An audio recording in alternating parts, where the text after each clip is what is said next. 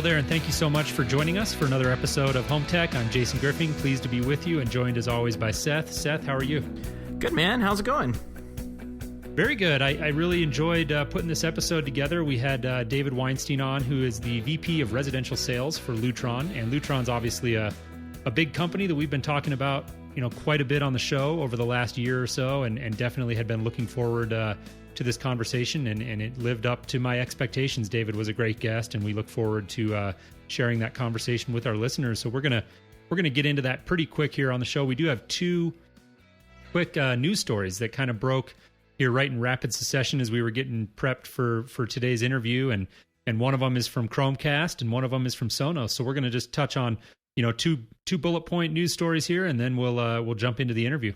Yeah, so Google had I guess what they call the Nexus event today, where they launched their new super fancy Android phones that 1% of their market's going to use.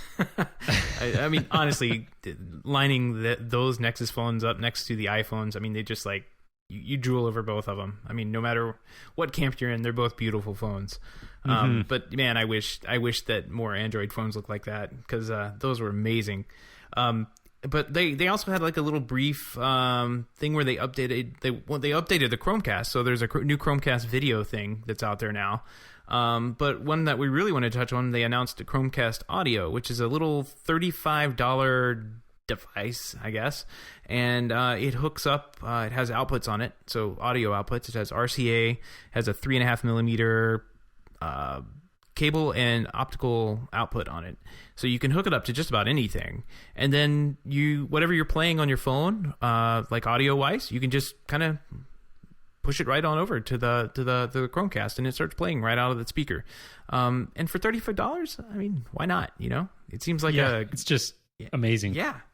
Great impulse buy there. So yeah, that's the takeaway of this story for me, and obviously a theme we hit on all the time on the show is just the way that the prices of technology have come down, and we really can get almost lost in it now. Things are becoming so affordable and so easy that we forget how much technology and R&D and research and everything that's gone into developing all of this technology that's gotten us to where we are. It's just amazing to me. $35 for this thing, you can't go wrong. As if you're an Android user, it's a no-brainer. Yeah, and they did some significant updates to the the video Chromecast too. Just kind of brushing over it, but there were some things there that make the new video Chromecast pretty compelling product to buy as well. And I'm an Apple household, so we use an Apple TV, but that's $150 or $69. These are like $35 products, so I mean it's a great buy, and if you're in the Android ecosystem, I mean that's even better for you.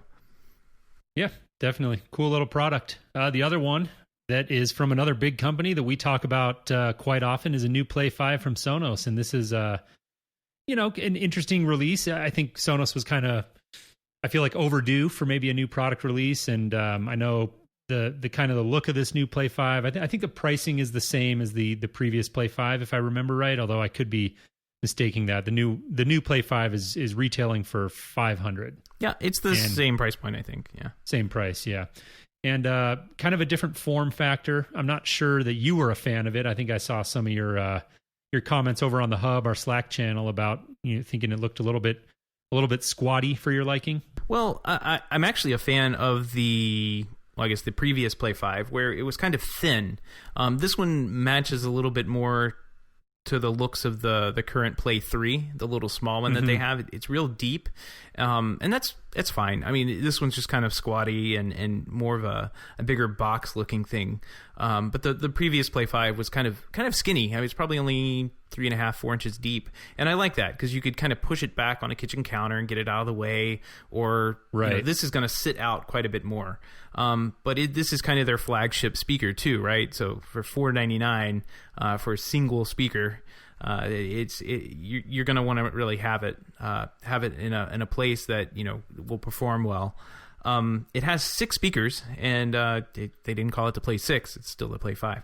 But it's kind of got a lot of the same features that we're used to.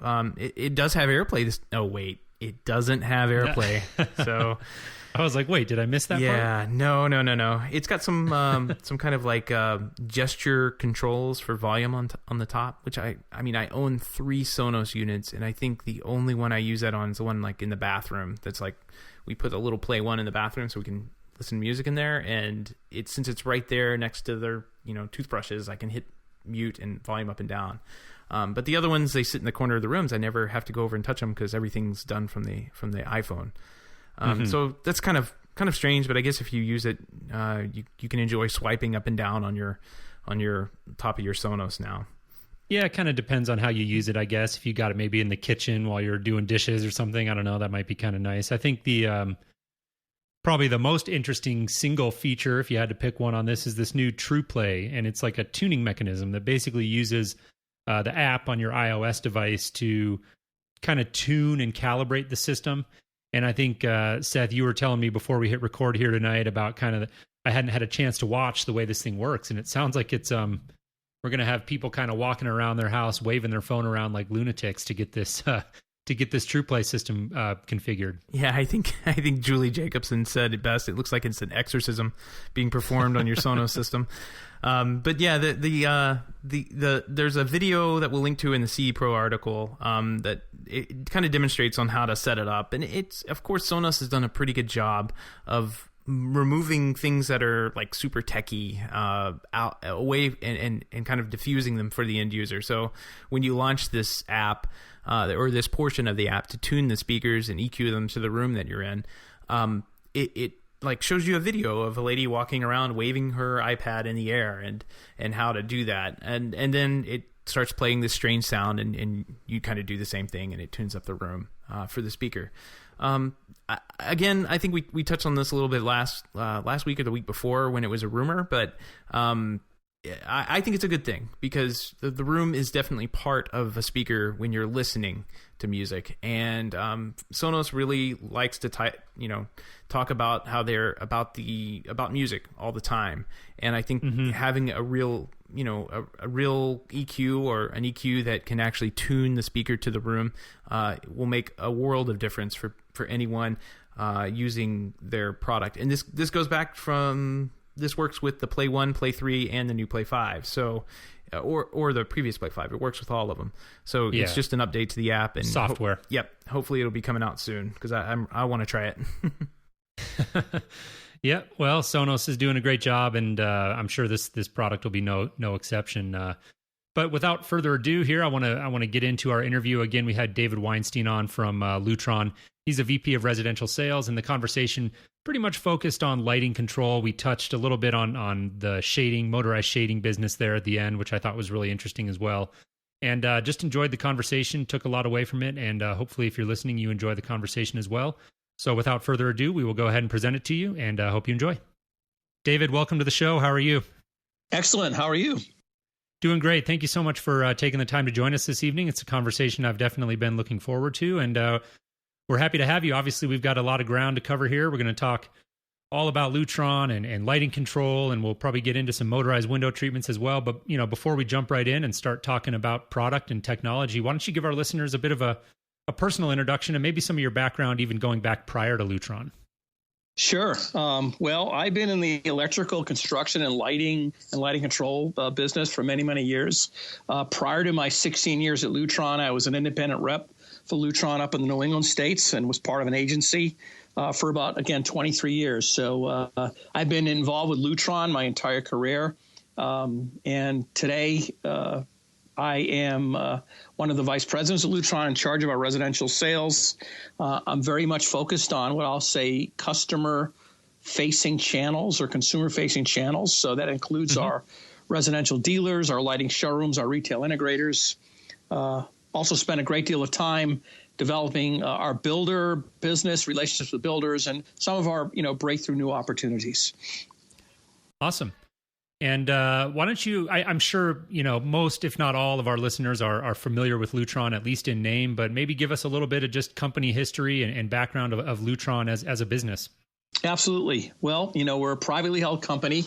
Actually, our company prior to incorporating in 1961, it really started around 1959 when Joel Spira, a founder, who was a scientist, worked to develop the world's first solid-state dimmer, and his vision that this solid-state device could replace the light switch and control incandescent lighting for the purposes of creating mood and even saving energy. Way back then, he had that vision.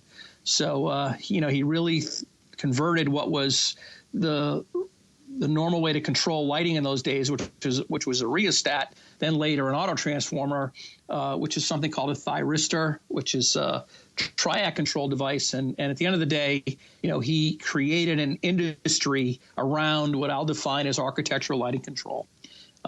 Today, we have over 2,700 patents.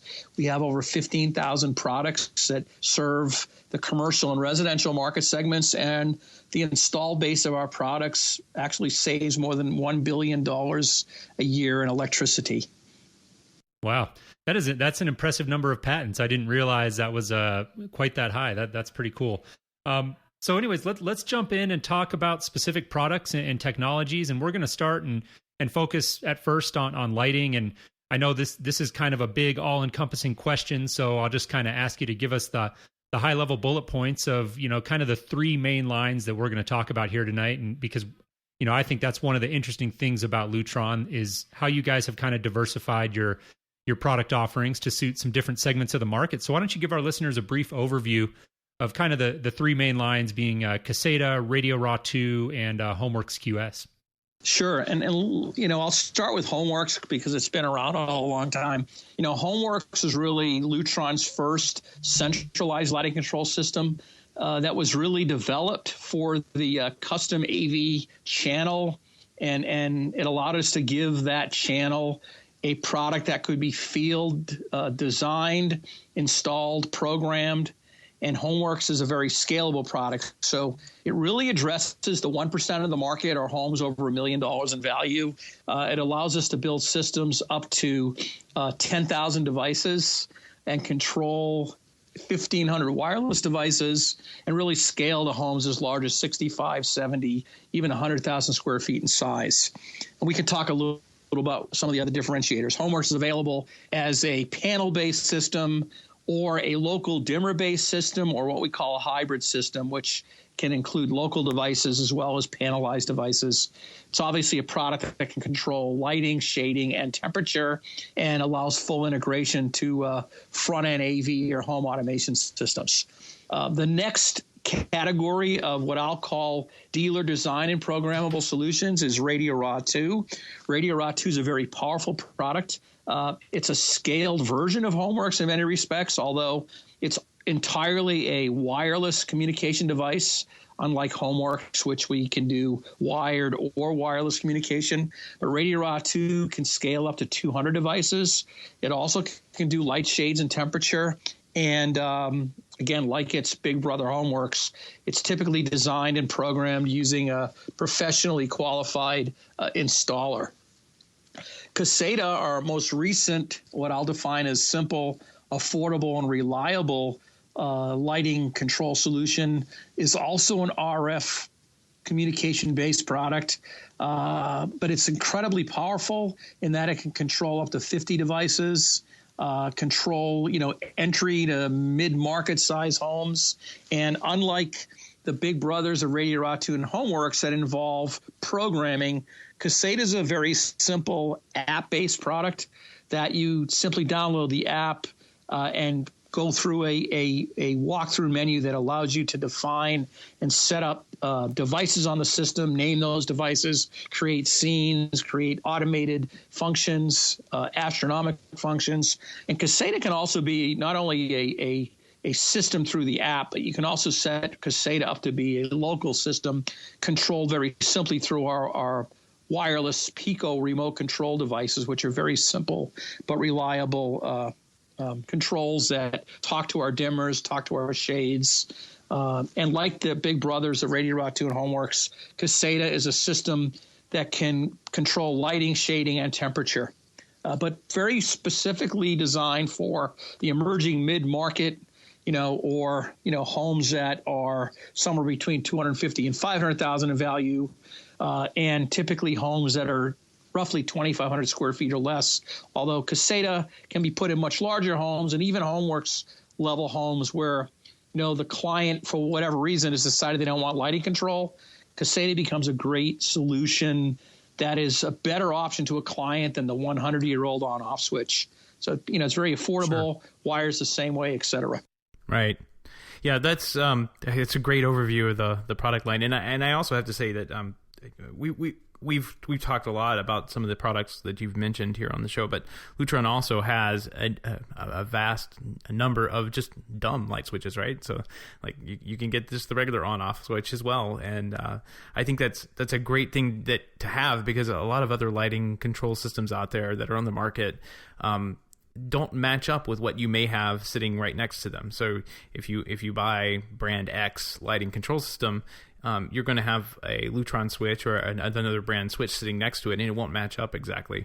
And I think I'm sorry, go ahead. No, I'm sorry. I think that's a great point, because, again, often to optimize whatever the budget might be or the need, you can blend in a Caseta wireless or Radio Raw 2 system with local quote unquote wall box dimmers. The other thing I wanted to mention about the emergence of using sensors in homes. So for things like closets and laundry rooms, you can put in wireless or sensors that automatically turn loads that aren't necessarily convenient to turn on and off, like your laundry room, like your closet, and blend those devices in nicely with the overall system. So to the client, that still becomes a smart element of the home control environment. Yeah, definitely. I think that that's a great point. I mean, lighting control is certainly something that has morphed. I shouldn't say morphed, but evolved into a system that really, like you said, with the use of sensors, there's a lot of interesting use cases and just practical applications that really appeal to people that might not have otherwise, considered adding lighting control to their homes. I think one of the things that Seth and I have talked about a lot on the show is how we think Lutron has done a very good job of kind of seeing the writing on the wall in terms of how the market is evolving. You talked about the burgeoning kind of mid-market and making sure that you have offerings to kind of fit a lot of different budgets and applications. And that's one of the battle cries that Seth and I give a lot on this show, especially when we're talking specifically to the the fellow integrators in our audience, is that this is kind of the reality of how the market is emerging, and we all have to sort of embrace that and figure out ways that we can adapt. And I'd just be curious to hear your thoughts on why you think it's important and why Lutron has decided to, make the effort to support a lot of different product lines and make sure that you have different offerings for multiple segments of the market. Sure. And it's a great question. Again, if we talk about that pyramid of where the residential market segments are, the luxury segment, is those $1 million plus homes. There's about 1 million of them in North America. It's about 1% of the new construction. If you look at the Radio Raw 2 market, maybe that's $500,000 homes to $1 million on average. Obviously, Southern California changes that metric, New York City. But, there's 7 to 8 million homes, and that's about maybe 8 to 10% of the new construction market. But Caseta Wireless, frankly, we've designed that product to reach the market segment that up until now could not realize the value proposition of home control because it was too expensive, too complicated, not an easy reach of that client. And that's literally up to 67 million homes of values between 250 and 500,000. To put it another way, it's about 90% of new construction of both single and multifamily homes. So, we've worked really hard over the years. We've certainly started heavily in the luxury end, kind of moved to the high end, quote unquote, with Radio Raw 2. And then the Caseta product, again, the sweet spot for it is really to make light, shade, and temperature control relevant and attainable for the broader mid-market. We think it's important because even if you're a luxury integrator currently doing millionaires' homes, you got to remember the folks buying those homes started out getting out of college, getting their first great job. We know that as home buyers and even renters start moving into their first dwellings, more and more they're going to want technology. They're going to want and expect the technology. And I often tell people to look at the automobile industry, look at cars today, whether it be entry-level economy cars or super luxury. The technology suite you get in those homes, which includes backup camera, Bluetooth phone, Bluetooth streaming audio, obviously key fob, wireless locks, wireless trunk. Across all the different automotive segments, you get those value propositions. Well, my perspective is, well, why shouldn't people want or expect to have those same kind of amenities in their homes? Why was it only available to the luxury segment? So, I think the industry's worked hard, and certainly we've worked hard to create very powerful and affordable innovations that can take this technology and make it mainstream, so that new home buyer that's tech savvy or that apartment renter, we know that once they experience what we define as pleasance in that space, the power of control, setting the right light levels, setting things to the way you want them anywhere you are, you're going to expect to have those technologies in your second and third home. Mm-hmm. Right. This is it's kind of branches off what I was saying earlier about you can go full spectrum with Lutron. I mean, you don't have to think about it as a super high end product or even in something like just like I said, the dumb switches, the switches that are just on off or dimmers. But I find it fascinating that you guys are able to cover such a broad range of projects. With your product line, are there any challenges associated with maintaining build quality or support across that many different verticals? Well, it's that's a great question, and you mentioned the fact that we've been in the wall box dimmer business or the simple lighting control business for many, many years. The reality is we've been very successful in the retail side of that business with the wall box products, and because of all the dimmers that are truly bought aftermarket by homeowners going to big box retailers, as an example, we've had to put in place a very significant 24/7 tech support and customer service center to take care of those customers if they ever have any questions and things. What I'm saying is, as we evolve to kind of make Caseta the next generation of wall box, if you will, we really have the understanding and the infrastructure to support the business at the consumer level as this business scales and, smart connected home control becomes more mainstream. Right. I wanted to make another point, if you don't mind, about one of the important feature benefiters or differentiators in our brand, and that I wanted to stress the importance of reliable RF control. And, one of the things I wanted to point out is that back in 1997, which was 2 years before Wi-Fi kind of became an adopted protocol for wireless communication in homes, we came out with Radio Raw Classic, which is my own word, Radio Raw, but it was the first two-way RF-based lighting control system that used a protocol called Clear Connect that we still use today on all of our wireless products because it's incredibly robust and reliable, and it doesn't actually depend on the internet for its ability to work. Right, and as a longtime user, I think the first Lutron product I ran across was a RAW system, the original Radio Raw system, and that was I think at the time you had like a big brain. I forget what they called it, but it would sit. It wasn't like a main repeater. It was. You're thinking a System Bridge Kronos? Yeah, the Kronos. That's exactly what I ran into. Yeah. RS-232. We would hook it up and program right into that. But now, I mean, the RAW 2 is night and day as far as programming goes. I'll tell you a secret. I built a house in 1999 here in the Lehigh Valley. I put Radio Raw Classic in. And as you may know, the maximum capacity of that system back then was 32 devices. Mm-hmm. This is before the System Bridge. I used graphic eyes to expand the zone capacity.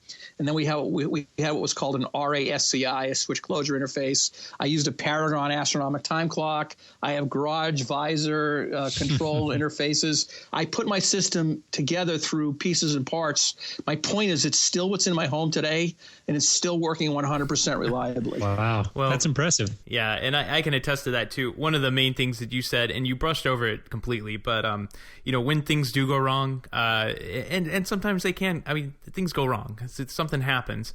Lutron tech support, simply amazing. I don't know how you guys do it. 24/7. You said that earlier. You kind of brushed right off of it, but it's 24/7. I can call anytime, day or night, and get someone who knows about the product on the phone to actually help me work through whatever issue I'm working on. And that's huge. That's huge for our industry, and it's going to be huge for your consumer industry too. People who are picking up product, say at a Home Depot retail market. So for both custom integration and retail, it's a great part of your product. I think that just gets left off the bullet points a little bit too often.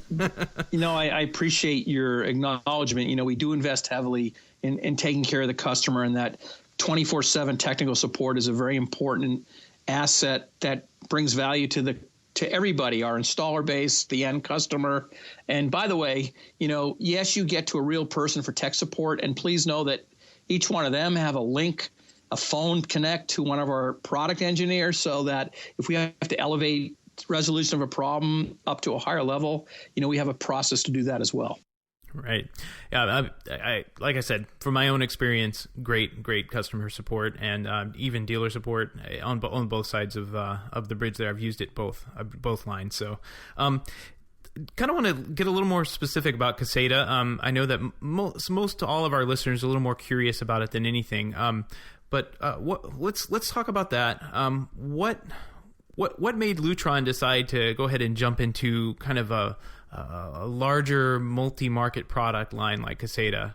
You see it sold through, from my end, I see it sold through dealers, through distribution, and of course I can go into Home Depot and see the bridges sold there as well. What made Lutron take a look at this market and say, yeah, that's something we want to jump into? That's a great question. So, firstly, in order to deliver this solution to the larger mid-market, consumer segment of 67 million homes in the United States, we had to develop a broad base of spaces where consumers could learn about our products, experience our products, purchase our products. I think it's important to note, however, that while retail is incredibly important to us, and we're significantly invested in retail, and there's definitely a do-it-yourself customer out there that's going to want to go pick it up, put it in, install it, and set it up, and our product's very appropriate to do those things. The truth is, in addition to that important retail base, which we're very invested in, the vast majority of homeowners in categories that include electrical devices and IT-oriented devices, which is really what Caseta is, do prefer do-it-for-me or professional install. So, really, we're managing a multi-market, multi-channel strategy with this product line for many reasons, but most importantly, to cater to any type of client, whether it's a do-it-yourselfer or a do-it-for-me. And the other reality is, if you look at the scaling reality of Caseta Wireless, as an example, if a production builder puts a small Caseta Wireless system into a home, maybe 4 Caseta dimmers, maybe 4 Pico devices, maybe a couple shades and a smart bridge, and that homeowner really loves what they got from that builder, we've got to provide different paths for that homeowner to expand that system over time. So if they want to go to their Home Depot on a weekend and do it themselves, great. If they want to call their electrician who can provide a turnkey solution, great. If they want to call an integrator, put in a SmartBridge Pro, and then integrate, to third-party devices that we support. So really, if you look at the dynamic of all the different permutations of what can happen from the initial investment, we just want to make sure there's a path that we can take care of everybody.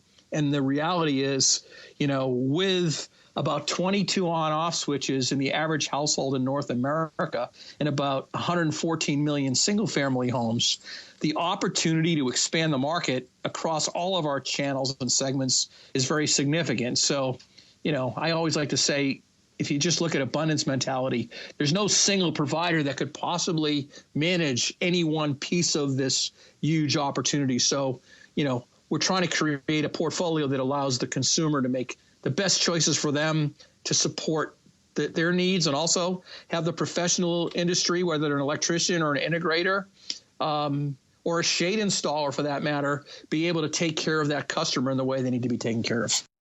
Yeah, definitely. I think it's a great answer. You talked again. You've mentioned it a couple times, the little Pico remotes, and this isn't a question that I necessarily plan to get into, but it is something I thought of and wanted to address, because it's a topic that Seth and I discuss a lot, and that's the importance of having that physical, kind of tactile control as part of any smart home system, especially when it comes to something like lighting, where we've been conditioned over our entire lives to expect that instantaneous hit a light switch, lights come on. Obviously, the big craze right now is everything is going into apps, and apps certainly have their place when it comes to lighting control. But I'd like to hear your thoughts in general of, the importance of having tactile control, and those little Pico remotes, I think, are a perfect example. So maybe you can just chime in on that and let our listeners know your general thoughts about that aspect of home control. Yeah, thank you. The reality is, as powerful as our app is and our ability to integrate through the app and have remote control, I always like to say, don't forget about the power of Pico. And let's talk about Pico. Pico is a battery powered with a 10-year average life, very conservative device that comes in several different iterations, which now even includes scene control. Pico can be mounted to a wall around a traditional plate, so it looks like it's hardwired and gang with hardwired devices. It has a car visor clip, so I can press my welcome scene from my car and I can turn my lights on from my car. And it can be mounted to a pedestal. Pico can be used to control lights and shades. And also, obviously, through the integration protocol, we can use it to tie in integrating with other things. I think to your point, regardless of what happens with mobile apps and the convenience of being able to control things from my phone or my iPad or Android device, by code for the foreseeable future, there's always going to be the requirement for local wall controls and controls in that space. So, the power of Pico is, number one, you only have to wire a new home with a switch leg, just simply 14.2 Romex in a electrical contractor's term at one location. You no longer have to run three-way wiring, and you can put Picos in where you want them, which including on glass partitions or any kind of surface that's not a traditional wall. And now I have multi-location control without using three-way wiring, and I've got the ability to relocate or put things just where I want them. The list price of a Pico is $22, so it's incredibly affordable. So my point is that the magic of Caseta Wireless, and for that matter, even HomeWorks and Radio Raw 2, is the power of Pico to provide control where you want it, control where you need it, and not have the added cost of traditional three-way wiring. Mm-hmm. Yeah, it's a great little product. I'm a big fan of it, and it's definitely one that really sells itself. When you put that in front of a client, you kind of explain the benefit. They really get it right away. And so I think you guys have done a great job with that particular product. Speaking of apps and app-based, lighting control, one thing I would like to touch on with you and get your general thoughts again on is we're seeing a lot of new, so-called smart light bulbs hit the market. Philips Hue is the one that everybody kind of knows about, but there's, dozens of them out there now.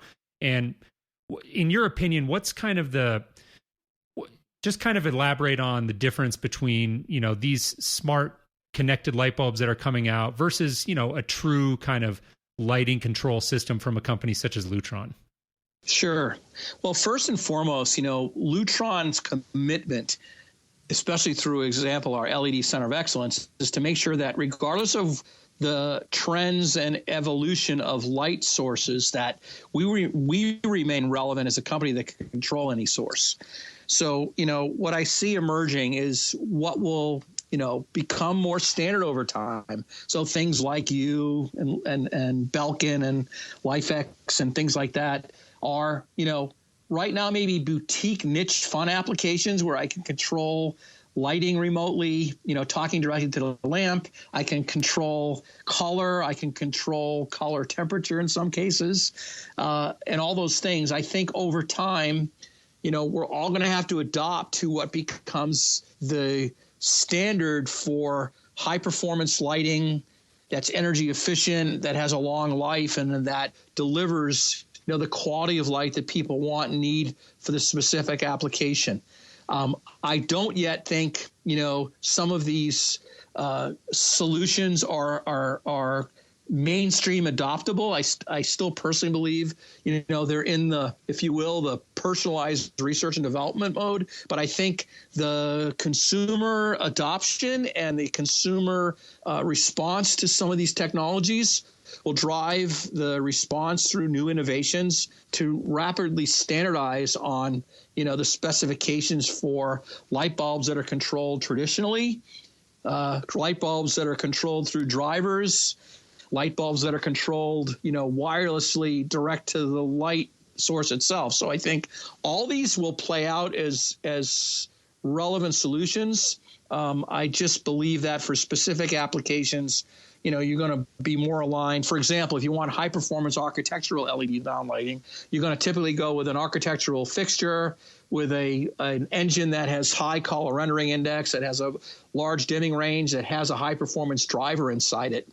Many of those now become addressable right through the driver. But I think as time goes on, I think you're going to see the quality of the lighting and the ability to integrate it with the lighting control systems become more widely available.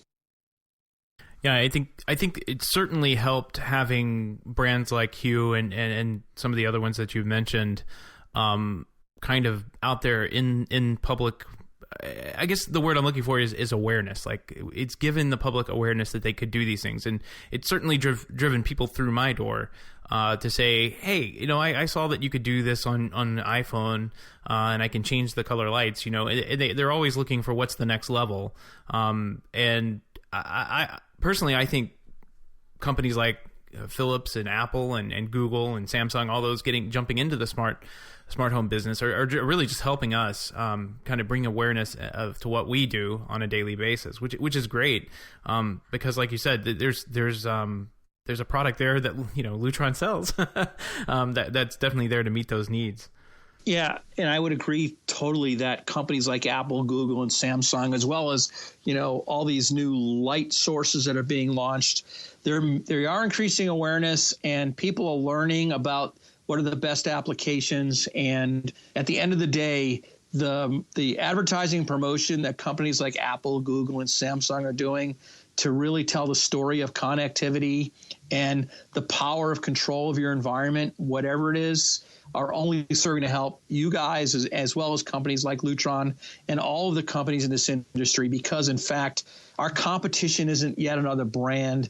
Our competition at Lutron has always been the 100-year-old on-off switch and, the many times older manual shade. So, this is really all about market expansion through adoption versus market share. It's really, I always use the analogy that, much like the invention of the electric light bulb and the conversion of homes from gas to electric, that was an incredible transition in the residential environment where they ran wires through the rigid gas pipe and put a light fixture on the end, and they put an on-off switch in that house. I mean, that took some time. Today it's going to take far less time. But I think where we are with these new enhanced technology control devices in homes and these new enhanced light sources, to me, for the industry, it's the same analogy of the electrification of homes, back when the electric light bulb was invented by Thomas Edison. Yeah, it's kind of disturbing to think about how fast things have progressed over the past decade, at least, and that we've been dealing with electricity for 100 years, maybe a little bit longer. Things like plumbing for thousands of years, and the automation side of it is brand new. I mean, 20, 30 years ago, this was magic. And even a decade ago, this was magic. And now we're seeing it become kind of just mainstream ideas, which I think is great.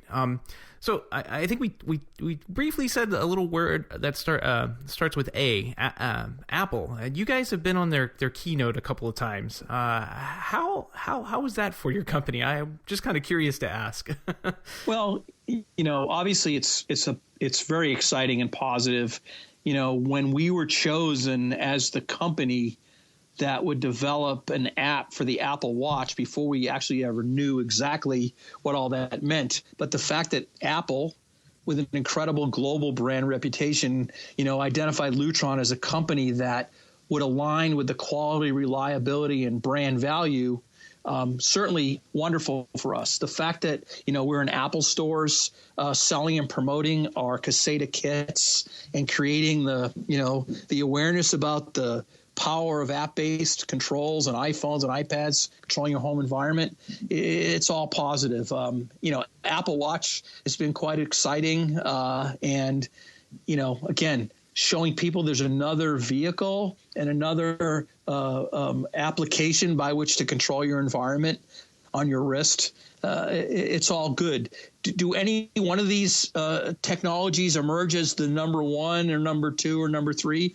I think what happens over time, people are going to get comfortable with different devices to do different things based on their specific wants or needs. So, yes, the Apple relationship has been good for us, and we think it's been good for them. But most importantly, what we're doing together as well as other companies, again, is expanding the awareness of the power of these devices to be able to control the home environment.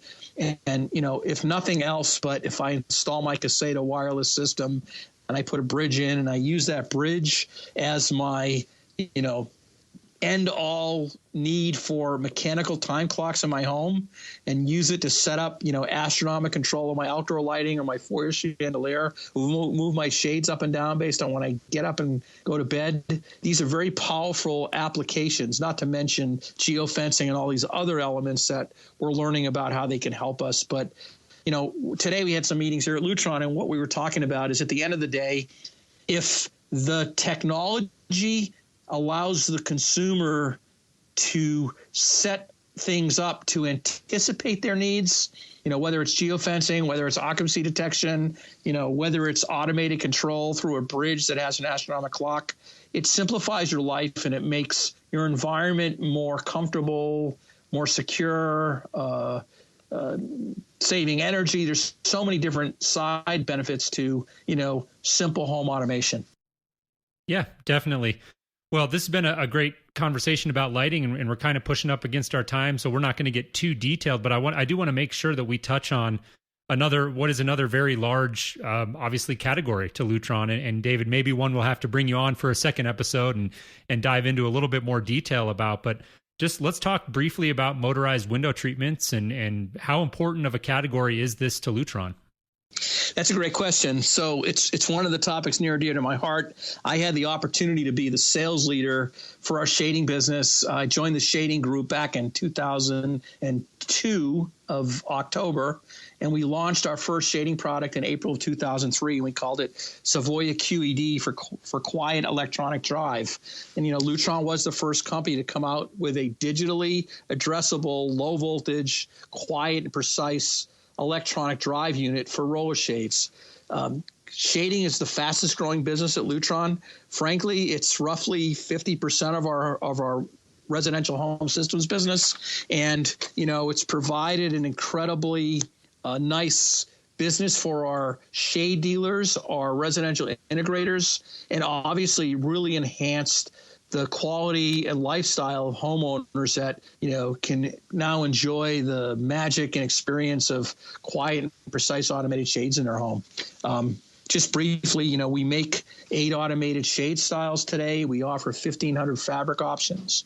We have a very comprehensive design tool we call the shade configuration tool that we train and educate our dealers to use. And all I can say is, if you think lighting control is an underpenetrated category, the automated shading category is even more underpenetrated, and it's one of the greatest growth opportunities for the residential market. And certainly the core of that business has been in the luxury market segment, just like Homework started out for us. But today we have a complete line of very affordable battery-powered shades, and in fact, we'll soon launch new iterations and introduce larger shades coming up at Cedia in a couple weeks. Oh, very exciting! I've actually been hearing a little bit about those, so I'm excited to see them launched. The battery operated shades. Some people hear battery and they think they're going to be getting up there like their smoke detectors and swapping them out every year or something. How long would you say? This is something that's always impressed me. How long would you say that your batteries last on your shades? Well, so let me answer it, and we're evolving our answer based on the things we're learning. The battery life for shades really is dependent on the number of ups and downs you do a day, and certainly the size of shades. But I can say that we can confidently tell you that on many of our shade sizes, you can easily get 3 to 5 years of battery life based on 2 ups and 2 downs per day. We're actually going to be building in some new feature sets to our shade configuration tool, so that based on the shade configuration you define, it's going to give you, pretty confident data on what your battery life will be. But, at the end of the day, 3 to 5 years is what we're seeing, and that's again based on 2 ups and 2 downs a day. Yeah, that's always something that I've been interested in. I can't even figure out how that happens, but I mean it's that's a long time. well, briefly, and I know we're running out of time. One of the things we're able to do with our technology, and it really comes down to our smart RF technology. In standby mode, we're only consuming 1/1000th of a watt. And we're able to do that by really selective hearing on the part of the receiver in that shade system, so that it's not going out and trying to listen. If it thinks it hears a command, it's very selective on what it hears. By preserving that 1/1000th of a watt standby power, that's how we're able to get the incredibly long battery life. Wow, very nice. Well, David, we appreciate you coming on the show and diving pretty deep into lighting and shade control with this and Lutron products in particular. And if people wanted to find out a little bit more about Lutron and lighting control, or just reach out to you, where would they find that information? Sure. I mean, obviously the broadest path to getting information at Lutron is Lutron.com. And more importantly, or as importantly, if anybody on this call wants to reach me personally, my email address is dweinstein, WEINSTEIN @lutron.com. I'd be happy to take any communications and either personally respond or refer them to our local sales organizations or technical support folks to take care of anybody interested in more information. Awesome. Well, David, once again, we really appreciate it, and we'll be sure to include that contact information in our show notes, which you can find at HomeTech.fm/82. David, once again, we really appreciate it. Had a great time chatting with you, and look forward to seeing you out at CEDIA. Thank you so much, and I appreciate it, guys, Seth and Jason, and we'll talk to you soon. All right. Take care. Bye-bye.